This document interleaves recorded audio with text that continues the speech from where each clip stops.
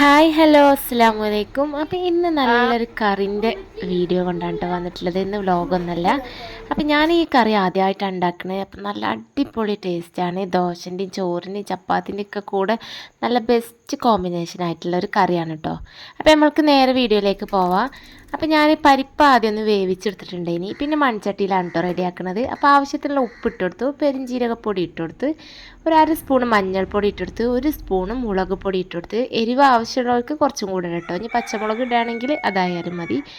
ഒരു 8 അല്ലി വെളുത്തുള്ളി ഇട്ടെടുത്തു, ഒരു പച്ചമുളകും കീറിയിട്ട്, ചെറിയ ഉള്ളി ഒരു 5-6 പിന്നെ ഒരു തക്കാളി ഇതുപോലെ കട്ട് ചെയ്തിടുക, പിന്നെ ഒരു കുഞ്ഞ് സവാള ഇതുപോലെ സ്ലൈസ് ചെയ്തതും കൂടെ ഇട്ട് കൊടുത്തിട്ട് നന്നായിട്ടൊന്ന് മിക്സ് ചെയ്ത് കൊടുക്കുക.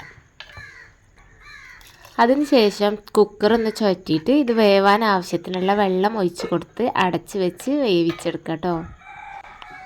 അപ്പോൾ ഇത് വെന്ത് വരുമ്പോഴത്തേന് ഇതിലേക്കുള്ള അരപ്പ് റെഡിയാക്കണം.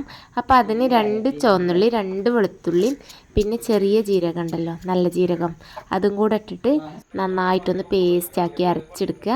പരിപ്പും ഉള്ളിയും തക്കാളിയൊക്കെ വെന്തതിന് ശേഷം നമ്മൾ അരച്ച് വെച്ച അരപ്പ് അതിലേക്ക് ഒഴിച്ച് കൊടുക്കുകയാണ്.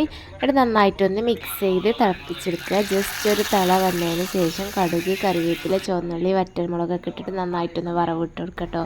അപ്പോൾ നല്ല സൂപ്പറായിട്ടുള്ള നമ്മളെ കറി ഇവിടെ റെഡി ആയിട്ടുണ്ട്. ഇഷ്ടപ്പെട്ടാൽ എന്തായാലും ലൈക്ക് ചെയ്യാനും ഷെയർ ചെയ്യാനും സബ്സ്ക്രൈബ് ചെയ്യാനൊന്നും മറക്കരുത് കേട്ടോ. എന്തായാലും ഈ കറി ഒരു പ്രാവശ്യമെങ്കിലും ഉണ്ടാക്കി നോക്കണം. നല്ല ടേസ്റ്റാണ് കേട്ടോ.